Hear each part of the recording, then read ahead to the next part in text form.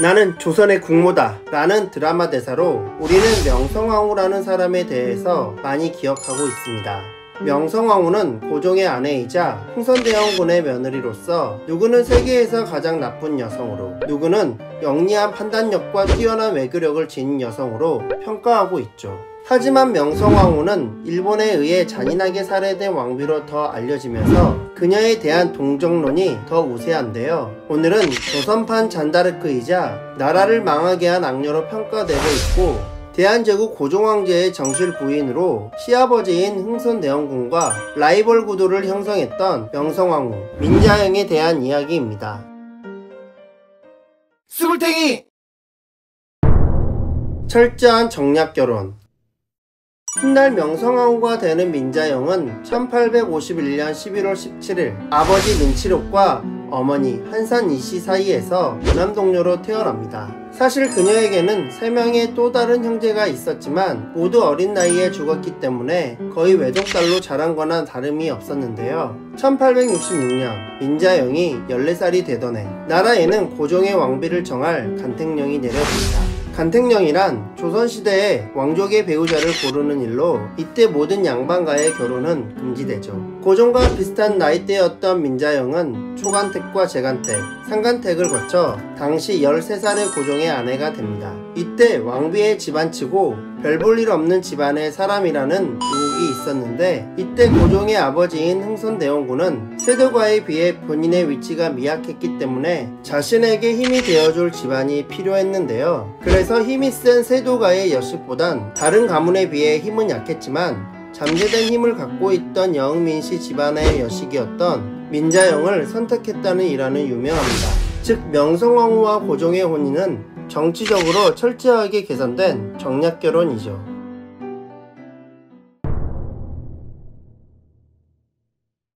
명성황후와 고종은 사랑해서 결혼한 사이가 아닌 정략결혼의 상대였기 때문에 당시 고종은 9살이나 많은 영부당 이씨를 좋아하고 있었다고 합니다. 심지어 고종은 명성황후의 처소보다 영부당 이씨의 처소를 더 자주 드나들게 되면서 1867년 그녀는 고종의 첫 번째 아들인 완화군을 낳게 되죠. 완화군은 오랜만에 태어난 왕실의 아들이었기 때문에 영부당 이씨에 대한 고종의 사랑은 더 커져갔고, 그녀와 아들이 너무 사랑스러웠던 고종은 완화군을 원자로 삼으려고 합니다. 이에 불안함을 느낀 명성황후는 본인도 아이를 갖기 위해 노력하게 되고 1871년 어렵게 아기를 출산하게 되는데요. 하지만 학문이 없는 기형아를 낳게 되면서 4일 만에 아기가 죽게 되는 불행을 겪게 되지만 며느리를 달래주고 슬퍼할 틈도 없이 흥선대원군은 곧바로 완화군을 원자로 책봉하려고 하죠.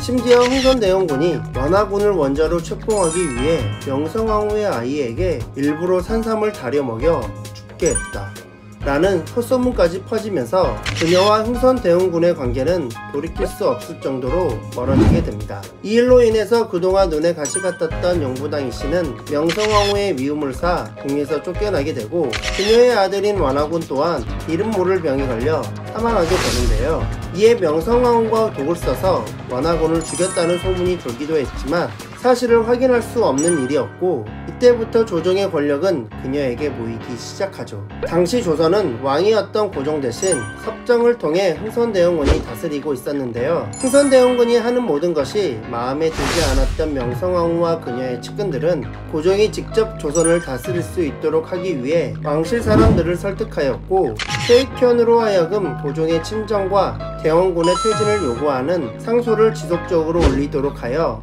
결국 시아버지의 하야를 이끌어냅니다. 회국정책을 주장했던 흥선대원군과는 달리 고종은 개항을 결정하면서 일본을 비롯해서 많은 서양 국가들과 조약을 체결하게 되죠. 하지만 이렇게 개화를 추진하면서 정부는 많은 돈이 필요하게 되었는데, 여기에 필요한 자금을 동원하기 위해 관직을 사고 파는 매관매직이 성행하게 됩니다. 이렇게 관직에 오른 사람들은 자기가 투자한 돈을 다시 회수하기 위해 백성의 고유를 짜내게 되는 악순환이 벌어지죠. 게다가 당장 먹고 살기 바쁜 백성들은 개화 정책이 더 많은 세금을 내야 하는 착취수단에 불과하다고 생각했기 때문에 피부에 와닿지 않았고, 이에 대한 불만은 고조되기 일으키기 시작합니다. 이러한 불만은 백성들 집단이 아닌 군대에서 먼저 터지게 되는데요. 왕권 강화와 국방을 위해 만든 서양식 군대인 별기군이 있었는데, 이는 기존에 있던 오군형의 예산을 빼와 새로운 군대를 만들었기 때문에 기존 군인인 오군형 군사들의 불만이 심했죠. 게다가 별기군 때문에 차별 대우를 받는 것도 서러운 구식군인들에게 13개월 동안이나 밀린 급료를 정부가 모래 섞인 쌀을 지급하는 사건이 발생하게 됩니다. 이에 구식군인들은 화를 참지 못하고 반란을 일으키게 되는데, 이 과정에서 그동안 정권에 밀려 있었던 흥선대원군이 다시 권력을 차지하기 위해 명성황후와 외척 민시 세력들의 비리를 내세우며 구식군대들과 함께 이들을 처단하려고 하죠.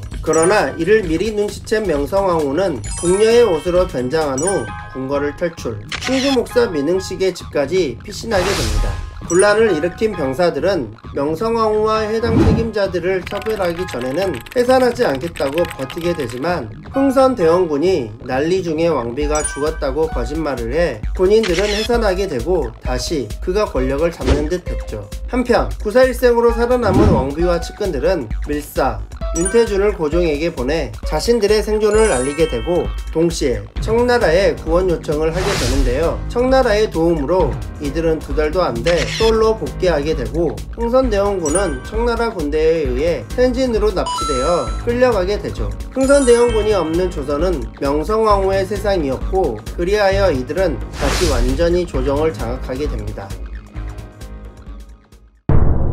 만나지 말았어야 할 인연.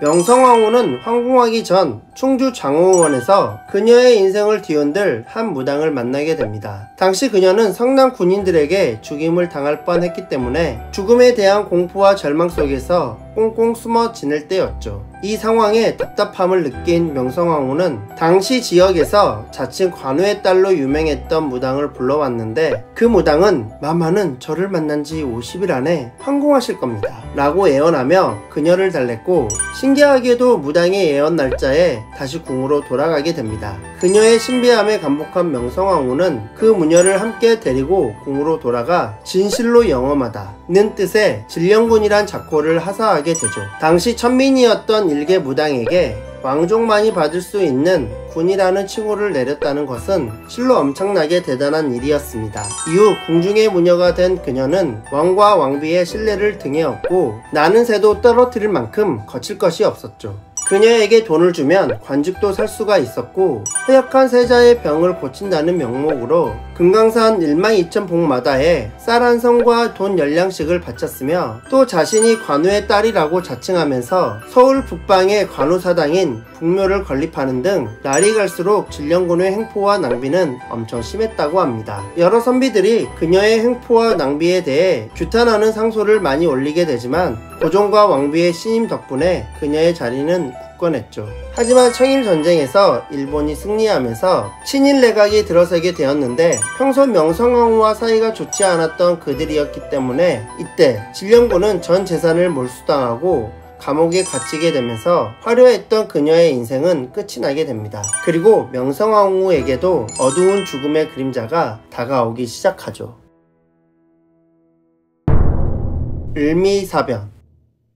1894년 개화 정책으로 재정이 빈약해져 관리들에게 봉급을 제대로 주지 못하게 되면서 이들은 자신의 봉급을 백성들에게서 착취하게 되는데요. 이때 고부군수 조병갑의 만행으로 인해서 동학농민운동이 일어나게 됩니다. 처음 이를 가볍게 생각한 정부는 관군을 투입하여 진압하려 했으나 전투에서 연일 패배하였고, 동학군이 서울로 차츰차츰 북상하자 청나라에 구조 요청을 보내게 되는데요. 하지만 요청을 하지도 않았던 일본마저도 텐진조약을 빌미로 인천으로 기습 상륙하게 되는데, 아산 많은 청나라, 인천엔 일본의 상륙으로 우리 영토에서 전쟁이 날까봐 걱정한 정부는 급히 동학군과 화약을 맺어서 해산을 유도해 이 두 나라의 주둔 명분을 없애고 군대를 철수하라 공고하죠. 하지만 일본의 목표는 조선이 아니라 청나라의 도발이었는데요. 일본군은 오히려 텐진조약을 무시한 채 고종과 명성황후가 거주하고 있던 경복궁을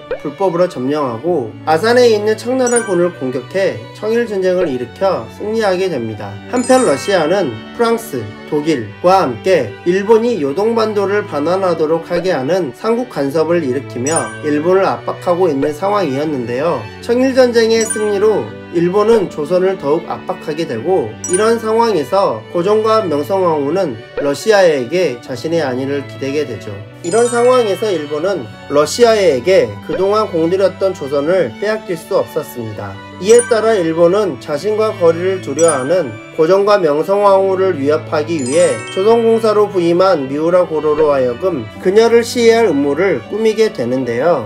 그러다가 일본 교관들이 양성한 훈련대 병사들과 순검들 간의 충돌이 발생하게 되는데, 이때 훈련대의 후원자가 명성황후를 죽이려다 실패하고 일본으로 망명한 박용효의 힘을 고종이 알게 되면서 이에 화가 난 고종은 바로 훈련대를 해산시켜 버립니다. 이에 일본은 그 결정의 배후로 명성황후의 입김이 많이 작용했다고 생각하고 예전부터 자신들과 사이가 좋지 않았던 그녀를 암살하기로 마음먹죠. 1895년 10월 8일 새벽, 일본의 작전명 여우사냥. 사전에 치밀한 계획하에 일본군은 조선 군관들의 비호와 기란내로 경복궁까지 쉽게 진입할 수 있었고, 이들은 궁녀 복장으로 위장한 명성황후를 찾아내 시해한 뒤 미우라의 지시로 시신에 석유를 뿌려 태워버립니다. 당시 고종은 아내의 신변을 염려해 시위대를 만들었지만 이들이 만들어진 지 3개월밖에 되지 않은 오합지졸이었기 때문에 일본군을 당해낼 수 없었죠. 이 일로 인해서 일본은 국제적으로 많은 비난을 받게 되었고, 처음에는 조선의 내부 소행이라고 말도 안 되는 주장을 했지만 많은 목격자들의 증언으로 인해서 국제적 비난을 잠재울 요량으로 형식적으로 미우라 공사와 낭인들을 체포해서 법정에 세우게 되지만 증거 불충분으로 무죄로 석방되게 되는데요. 심지어 일본은 명성황후를 살해한 뒤 책임을 회피하기 위해 왕비가 사변이 터지자 도망갔다는 거짓 발표를 하며 그들은 왕후 자격을 박탈하려는 악랄함을 보이기도 했죠. 조선을 차지하기 위해 자신들에게 걸림돌이 되는 것은 무자비하게 없애버린 이들의 반인륜적인 범죄를 일본은 아직까지도 단 한 번의 사과도 없었고, 오히려 이 일에 대해서 함구하고 있는 실정인데요. 과거에 많은 만행을 저질렀던 일본이 이제라도 진정한 사과를 통해서 역사 앞에 당당했으면 하는 바람입니다. 스물탱이! 영화, 드라마, 뮤지컬에 많은 소재가 되고 있는 명성황후는 한 시대를 풍미한 사람답게 조선판 잔다르크, 나라를 잃게 한 악녀 라며 극명하게 평가가 두 갈래로 나뉘고 있죠. 하지만 명성황후의 비극적 죽음 때문에 그녀의 불쌍한 단편적인 모습만 미디어에 소개되지만, 사실 명성황후는 지나친 정치 개입, 국가재정을 무시한 사치, 외세에 철저히 의존한 국제관계, 무속신앙의 맹신 등으로 혼란스러웠던 조선 후기에 더 혼란만 가중시킨 것이 아닌가라는 생각이 드는데요. 만약 그녀가 시아버지인 흥선대원군과 다툼 없이 원만한 관계를 유지했다면 조선의 미래가 조금은 더 밝지 않았을까 생각해 보게 됩니다. check.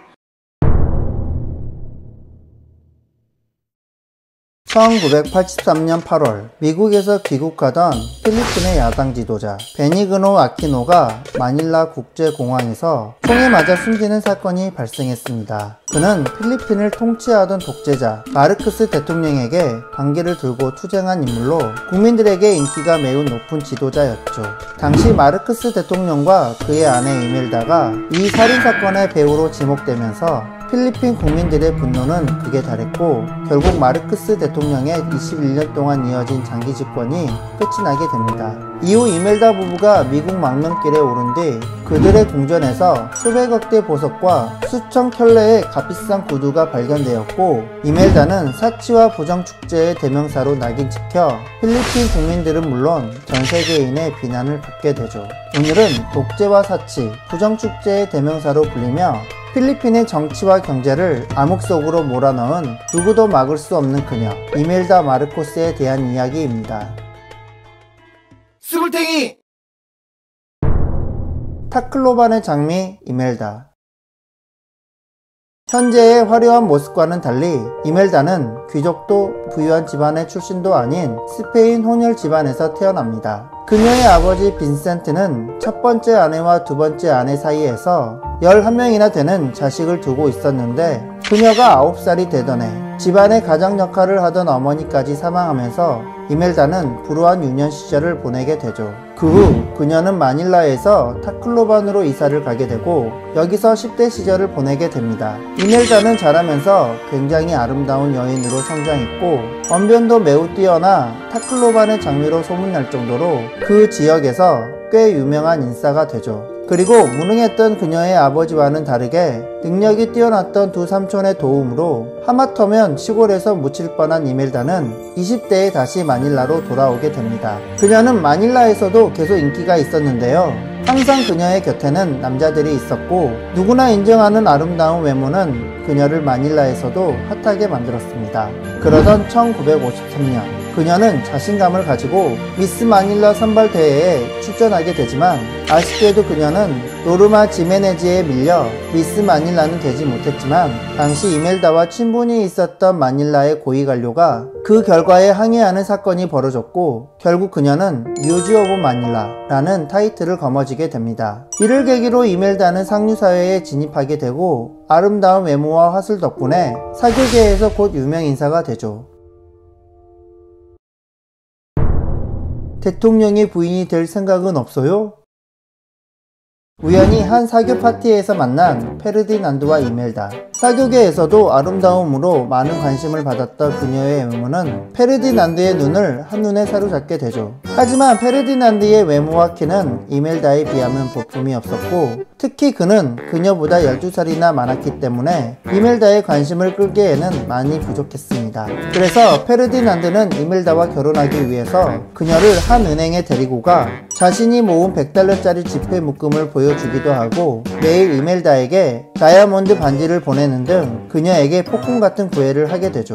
하지만 그녀는 페르디난드에게 넘어오지 않았습니다. 역시 사치의 여신은 급이 다른 것 같네요. 이후에도 그에 굴하지 않고 페르디난드는 이멜다만 쫓아다니며 끊임없는 구애를 하게 되고 결국 자신만을 사랑하는 일편단심의 마음의 문을 열고 결혼에 꼴이 나게 됩니다. 이때 페르디난드는 이멜다에게 대통령의 부인이 될 생각은 없어요? 라고 청원했다는 일화는 유명하죠. 이 프로포즈는 두 사람에게 행복의 서막이었지만 필리핀 국민들에겐 고통의 시작이기도 했습니다. 사치로 나라를 말아먹은 여자. 페르디난드는 필리핀 대통령을 목표로 정치활동을 시작하게 되는데 이멜다도 유력한 대통령 후보의 아내로서 페르디난드 못지않은 다양한 행보를 보입니다. 우선 미인대회 출신이라는 자신의 명성을 이용하여 전국 선거 유세 현장에서 연설과 함께 노래를 부르면서 남편에 대한 지지를 호소했고 남편을 지지하는 부인들의 모임을 조직해서 자선활동 및 선거 자금을 마련하는 등 페르디난드의 지지율을 높이는 데 노력하게 되죠. 1965년 페르디난드가 대통령이 당선되었을 때 그가 이멜다에게 내가 얻은 표의 3분의 1은 당신의 것이다 라고 말했을 정도로 이멜다의 공을 높이 사게 됩니다. 눈에 넣어도 안 아플 정도로 예쁜 아내가 자신을 위해 헌신을 다하는 모습을 보면서 페르디난드는 그녀를 더욱 사랑하게 되고 이멜다도 성실히 퍼스트 레이디직을 수행하게 되죠. 하지만 페르디난드가 두 번째 대통령이 되고 독재의 조짐을 보이기 시작하면서 이멜다는 점차 권력과 사치에 눈을 뜨게 됩니다. 그리고 페르디난드는 반공을 이유로 1972년에 계엄령을 선포하고 야당을 탄압하며 의회와 언론을 해산시키는 등 군부 독재를 시작하게 되죠. 이 시기에 이멜다 또한 가만히 있지 않았습니다. 계엄령 선포 이후 그녀는 필리핀의 보건복지부 장관직과 마닐라 시장직을 역임하게 되는데 이 기간에 이멜다는 필리핀의 국가재정을 횡령하여 본인의 사리사욕을 채우고 아프리카 동물들을 필리핀에 들여와 원주민을 몰아내고 동물원을 만드는 등 쓸모없는 국책사업을 벌여 한때 일본, 홍콩과 함께 아시아의 3대 진주로 불리던 필리핀의 경제를 파탄내버리죠. 게다가 남편의 계엄령 선포 이후 그녀의 사치스러운 생활에 대해 누구도 지적할 수 있는 사람이 없었기 때문에 국민의 세금을 자신의 돈인 양 펑펑 쓰며 사치의 끝판왕을 보여주게 됩니다. 훗날 이멜다와 페르디난드가 하와이로 망명을 떠났을 때 그녀가 살던 대통령궁 지하에 가로 21m, 세로 21m 크기의 방이 발견되었는데 세계 최고급 명품 의상과 구두, 핸드백, 그리고 장신구 등 이곳에서 발견된 그녀의 사치품은 가히 상상을 초월할 정도였죠. 이러한 모습을 본 필리핀 국민의 허탈감은 무척 컸을 것 같은데요. 그래서 지금도 마르크스 집안의 재산을 압류하기 위해 국가적으로 많은 노력을 하고 있지만 전 세계 곳곳에 은닉한 재산을 찾기가 쉽지 않다고 합니다. 스물탱이! 필리핀의 경제를 말아먹고 하와이로 사실상 쫓겨나듯이 망명하게 된 마르코스 일가. 하지만 필리핀 사람들은 이러한 일들을 모두 잊은 걸까요? 시간이 지나자 이들의 입국이 허락되고 1991년 그들은 필리핀으로 화려하게 컴백하게 되죠. 심지어 1992년 이멜다는 비록 낙선하긴 했지만 대통령 선거에서 234만 표를 득표하여 정치적인 건재함을 과시하게 됩니다. 그리고 2010년에는 80이 넘은 나이에 필리핀 하원 의원에 당선되고 2013년과 2016년에 연이어 3선에 성공하면서 많은 사람을 놀라게 했죠. 현재는 그녀의 아들인 봉공 마르크스가 현 정권의 도움과 집안의 강력한 자금력으로 유력한 대선 후보로 떠오르고 있습니다. 이대로 필리핀은 괜찮은 걸까요?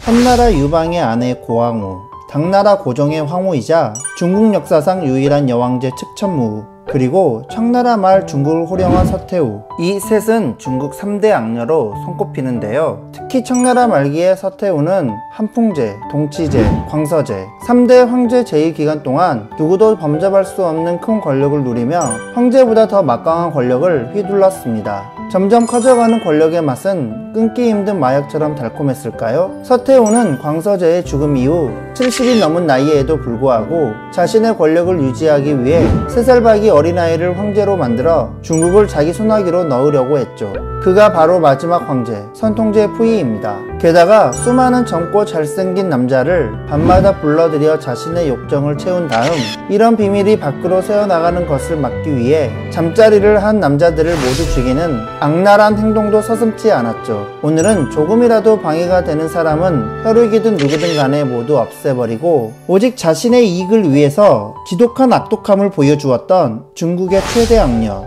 서태후에 관한 이야기입니다. 스물탱이! 한풍제는 내꺼야. 하급 관리의 딸로 태어난 서태후. 어린 시절 유복한 생활을 했지만 그녀는 17세의 나이에 궁녀로 뽑혀 자금성에 들어가 황제로부터 승은을 입겠다는 야망을 품게 됩니다. 하지만 궁궐은 빼어난 재색을 겸비한 수많은 궁녀들이 존재하고 황제의 곁을 빼앗기지 않기 위해 치열한 궁중암투가 일어나는 곳이었죠. 당시 서태후는 모든 면에서 그들의 상대가 되지 못했지만 그녀는 포기하지 않고 황제의 주변 사람들인 내시들을 자기 편으로 만들어 결국 황제가 노래를 좋아한다는 것을 알아냅니다. 마침 뛰어난 노래 실력을 갖고 있었던 서태후는 어느 날 내시들을 통해 알아낸 황제가 지나가는 길목에서 한풍제가 좋아하는 노래를 아름답게 부르게 되죠. 이로 인해서 자연스럽게 한풍제의 관심을 끌게 된 서태후는 꿈에 그리던 승은을 입게 되고 의비에 책봉됩니다. 그리고 온 마음과 정성을 다해 한풍제에게 모든 것을 쏟아붓고 결국 그녀는 황제의 첫 아들인 제순을 낳게 되죠. 이에 한풍제는 매우 기뻐하며 서태후를 의기비에 책봉하였지만 사실상 그녀는 황후 대접을 받았다고 합니다. 궁궐에 들어온 지 채 몇 년도 안 되어 일개 궁녀가 일약 의기비가 되었으니 어찌 보면 그녀는 당시 자금성의 핵 인싸였던 셈이죠. 그런데 당시 한풍제에게는 효덕현 황후, 효정현 황후 두 명의 황후가 있었는데요. 효덕현 황후는 한풍제가 즉위하기 전에 죽었기 때문에 정식 황후에 오르지는 못했으나 한풍제가 즉위한 뒤 황후로 추존되었고 효정현 황후는 한풍제의 두 번째 황후로 자식을 낳지는 못했지만 서태후의 아들인 제순을 자신의 자식처럼 아끼고 사랑한 마음씨 따뜻한 인물이었습니다. 이런 상황에서 비록 황자를 낳았지만 궁에서 지위가 아직 확고하지 않았던 서태후는 자신의 아들인 제순의 양육은 동태후에게 맡긴 채 한풍제의 사랑을 유지하는데 최선을 다하게 되죠. 이로 인해 어린 시절 서태후와 충분한 교감이 없었던 제순은 후에 자신의 엄마인 서태후를 두려워했고 나중에 동태후의 편을 들며 서태후와 맞서게 됩니다. 한편 당시 청나라는 영국, 프랑스 등의 서구 열강들이 영토를 침범하던 시기였는데요. 그들에게 거액의 배상금까지 지불하고 청나라 영토를 빼앗기게 된 한풍제는 북쪽 지방조차 러시아에 점령당하자 화병으로 드러눕게 됩니다. 황자를 낳고 자신의 지위를 확고히 하기 위해 정치의 야욕을 드러내기 시작했던 서태후는 남편인 한풍제의 병을 기회 삼아 대리청정을 하며 정사에 관여하게 되죠. 시간이 지나도 한풍제는 건강을 회복하지 못한 채 세상을 떠나게 되고 서태후의 아들인 동치제는 6살이 어린 나이에 황제의 자리에 오르게 됩니다. 드디어 서태후의 시대가 시작된 것이죠. 내 아들이 왕이야. 내 밑으로 다 꿇어.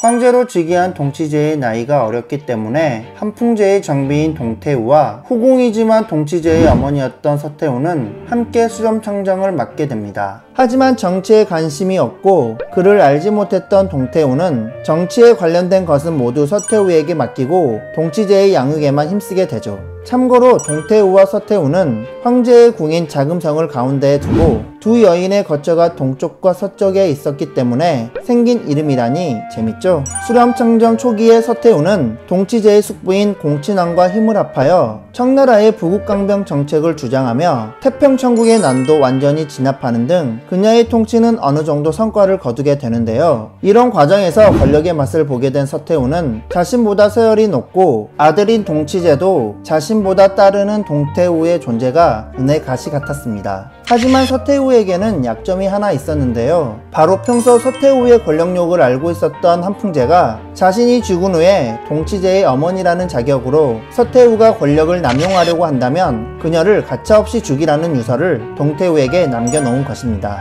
서태후는 이 유서를 가지고 있는 동태후를 무시할 수 없었고 그녀가 거슬리는 존재였지만 하는 수 없이 동태후와 가까운 관계를 유지하죠. 호시탐탐 유서를 없앨 기회만 엿보고 있던 서태후에게 마침내 기회가 찾아옵니다. 어느 날 동태후가 심한 감기에 걸려 고생을 하고 있었을 때 서태후는 그녀에게 감기약을 보내게 되었고 신기하게도 그녀의 감기는 감쪽같이 낫게 되죠. 어떤 약에도 차도가 없었던 동태후였기에 서태후에게 감사한 마음을 전하기 위해 그녀를 찾게 되고 서태후의 팔에 붕대가 감겨있는 모습을 보게 됩니다. 서태후는 자신의 팔에 상처를 내고 그 피를 섞어 감기약을 정성스럽게 만들었다고 동태후에게 말했는데 그 말에 감동을 받았던 동태후는 지금까지 서태후의 마음을 의심한 점을 사과하고 한풍제의 유서를 꺼내어서 불태우게 되죠. 드디어 자신을 옥죄고 있던 한풍제의 유서가 사라지자 서태후는 더 이상 무서울 것이 없었고 며칠 후 동태후는 뇌진탕으로 사망하게 됩니다.